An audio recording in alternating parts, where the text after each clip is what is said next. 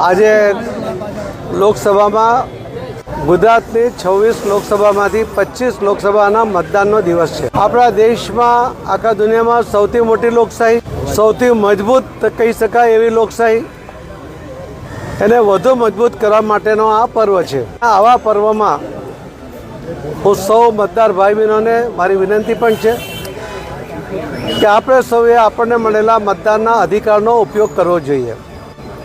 જે યુવા મતદારો કે જેમને પહેલીવાર મતાધિકાર પ્રાપ્ત થયો છે એમને પણ મારી વિનંતી છે કે એમણે પણ પોતાના મતાધિકારનો ઉપયોગ કરવો જોઈએ। લોકશાહીને મજબૂત કરવા માટે આ પ્રયત્ન છે અને એ પ્રયત્નમાં બધાએ પોતે ભાગ લેવો જોઈએ। જે દેશોમાં સરમુખત્યારશાહી છે, લશ્કરી શાસન છે, ત્યાંના નાગરિકો આ લોકશાહી માટે અને મતાધિકાર મળે એના માટે તડપતા હોય છે।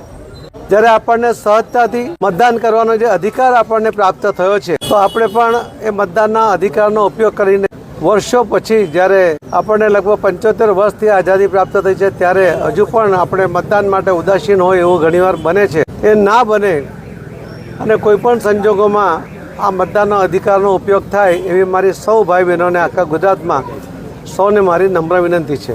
ખૂબ ખૂબ આભાર।